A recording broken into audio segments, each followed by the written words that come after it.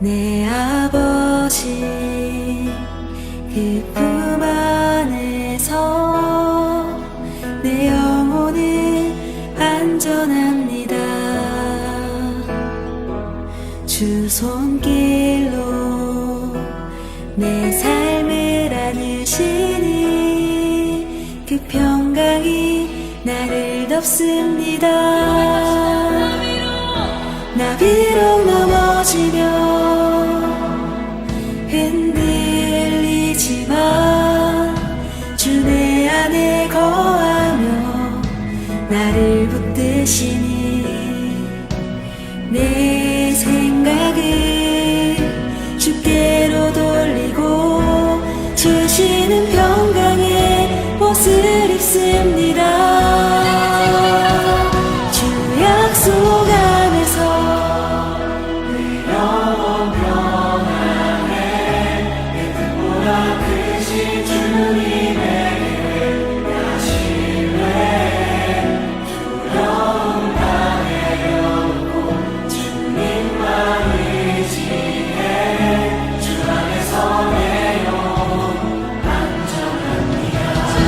할렐루야. 오늘도 말씀과 기도로 하루를 여는 여러분을 사랑하고 축복합니다. 우리는 살면서 이런 말을 하는 사람들을 많이 보게 됩니다. 나는 내 마음대로 살 거야. 남에게 피해만 주지 않으면 괜찮은 거 아니야? 굳이 하나님까지 생각해야 해? 라는 말들 말입니다. 겉으로 보면 나름대로 그럴듯합니다. 하지만 성경은 사람의 가장 깊은 문제가 겉으로 드러나는 행동보다 더 깊은 곳에 있다고 가르치고 있습니다. 그것은 바로 하나님을 하나님으로 인정하지 않는 마음입니다. 사람이 하나님을 떠나면 자유로워질 것이라고 생각합니다. 하지만 사실은 더 깊은 죄의 길로 들어서게 되죠. 기준을 잃어버리고 자기 생각을 진리처럼 붙들게 됩니다. 그리고 죄의 굴레에 더 속박되어 살아가죠. 오늘 시편 14편은 하나님 없는 마음이 얼마나 어리석은 마음인지, 그리고 그런 세상 속에서도 하나님께서는 자기 백성 가운데 계시며 마침내 구원을 이루신다는 사실을 보여줍니다.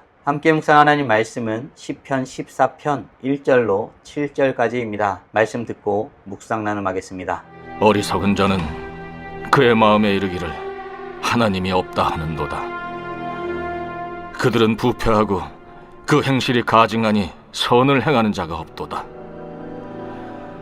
여호와께서 하늘에서 인생을 굽어 살피사 지각이 있어 하나님을 찾는 자가 있는가 보려 하신즉 다 치우쳐 함께 더러운 자가 되고 선을 행하는 자가 없으니 하나도 없도다. 죄악을 행하는 자는 다 무지하냐?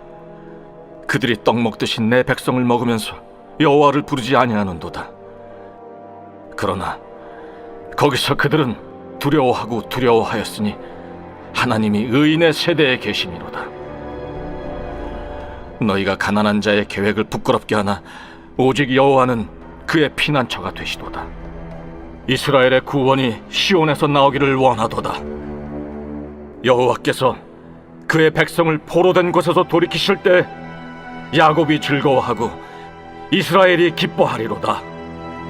오늘 본문인 시편 14편은 하나님 없는 마음이 얼마나 어리석은지에 대해서 말하고 있습니다. 이런 마음들, 어리석은 사람들이 가득한 세상 속에서 하나님은 그럼에도 불구하고 그 백성들과 함께 계십니다. 그리고 마침내 구원을 이루시는 분이십니다. 개혁주의 신학의 관점에서 보면 이 부분은 인간의 전적인 타락을 보여주지요. 사람은 스스로 하나님을 찾을 만큼 선하지 않습니다. 하나님께서 먼저 찾아오시고 은혜로 붙들어 주셔야만 하나님께 나아갈 수 있습니다. 그러므로 오늘 본문은 단순히 나쁜 사람들에 대한 이야기가 아닌 것입니다. 하나님 없이 살고 싶어하는 우리 마음의 깊은 죄를 보여주는 말씀이죠. 시편 기자인 다윗은 어떤 사람이 어리석은 사람이라고 말하고 있을까요? 1절입니다. 어리석은 자는 그의 마음에 이르기를 하나님이 없다 하는도다. 그들은 부패하고 그 행실이 가증하니 선을 행하는 자가 없도다. 시편 기자는 어리석은 사람에 대해서 말합니다. 여기서 어리석다는 것은 하나님을 알면서도 하나님을 인정하지 않는 마음을 말합니다. 하나님이 없다는 말은 꼭 입으로만 하는 것은 아닙니다. 하나님을 믿는다고 말하면서도 실제 삶에서는 하나님이 없는 듯한 삶을 살아가기도 합니다. 기도하지 않고 선택하죠. 말씀을 듣지만 자신의 생각이 더 옳다고 고집하기도 합니다. 그런 모습이 하나님 없다 말하는 인생입니다. 어려운 말로 실천적 무신론자라고도 하죠. 하나님을 떠난 사람은 자기 자신이 기준이 됩니다. 자신의 감정이 기준이 되고 자신의 욕심이 기준이 되고 세상의 분위기가 기준이 됩니다. 처음에는 이런 것들이 작은 타협처럼 보이지요. 그러나 하나님 없는 마음은 결국 부패한 삶으로 흘러갑니다. 성경은 아주 단호하게 선을 행하는 자가 없도다 라고 말하고 있습니다. 이 말씀은 사람이 아무 착한 행동도 하지 못한다는 뜻이 아닙니다. 사람도 겉으로는 친절할 수 있고 선한 일을 할 수도 있습니다. 그러나 하나님 앞에서 완전히 깨끗한 사람은 아무도 없지요. 하나님 앞에서 모든 사람은 죄인인 것입니다.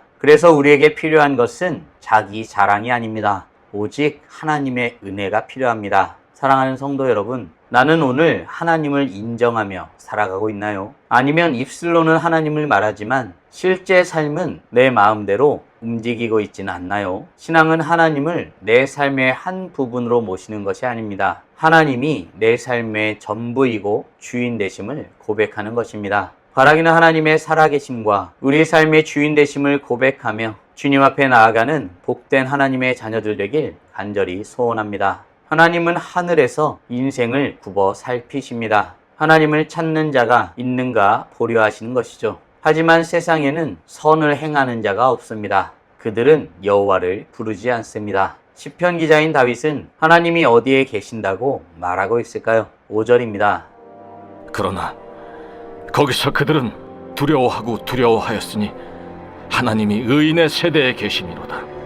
본문은 하나님 없이 사는 악인들이 결국 두려워하게 된다고 말하고 있습니다. 겉으로는 강해 보이죠. 세상을 마음대로 하면서 살아가는 것 같습니다. 하나님을 무시하고 살아도 아무 일이 일어나지 않는 것 같죠. 하지만 하나님 앞에 설 때 그들은 두려움 가운데 서게 됩니다. 왜냐하면 하나님이 살아계시기 때문입니다. 하나님은 보고 계십니다. 하나님은 죄를 그냥 지나치지 않는 분이십니다. 그런데 이 구절에서 더 중요한 말씀이 있습니다. 하나님이 의의 세대와 함께 계신다는 말씀이죠. 여기서 의는 스스로 완벽한 자를 말하지 않지요. 죄가 하나도 없는 사람을 뜻하는 것도 아닙니다. 성경이 말하는 의는 하나님을 믿고 그분을 의지하는 사람을 말합니다. 자신의 죄를 압니다. 그래서 하나님의 은혜 없이는 살아갈 수 없음도 고백하게 됩니다. 개혁주의 신학은 이것을 분명히 하죠. 우리는 우리의 행위로 의로워지는 존재가 아닙니다. 오직 예수 그리스도의 의로 우리는 의롭다함을 받게 됩니다.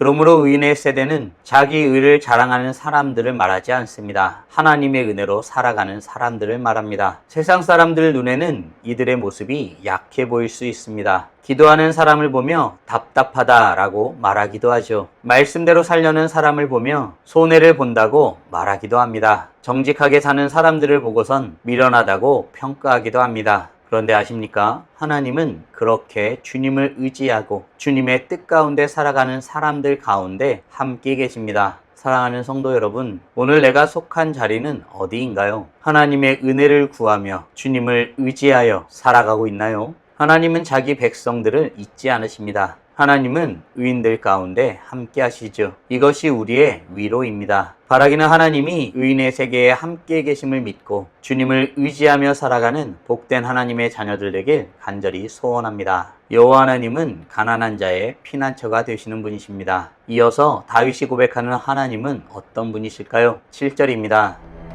이스라엘의 구원이 시온에서 나오기를 원하도다. 여호와께서 그의 백성을 포로된 곳에서 돌이키실 때 야곱이 즐거워하고 이스라엘이 기뻐하리로다.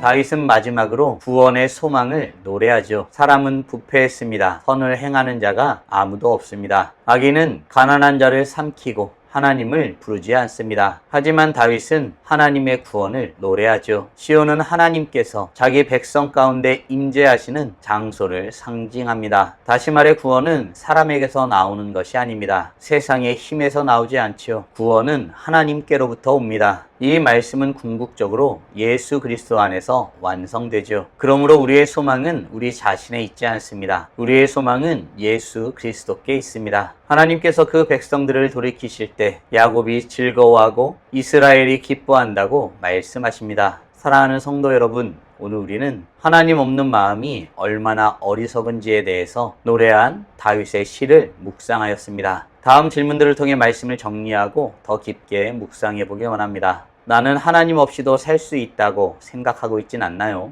아울러 나는 하나님의 은혜로 의롭다함을 받은 자로서 그에 합당하게 살아가고 있나요? 주님의 구원을 노래하며 살아가기 위해 지금 당장 할 수 있는 일은 무엇이 있을까요? 묵상하신 대로 주님 앞에 나아가 찬란하게 빛나길 간절히 소원합니다. 다 함께 기도하겠습니다.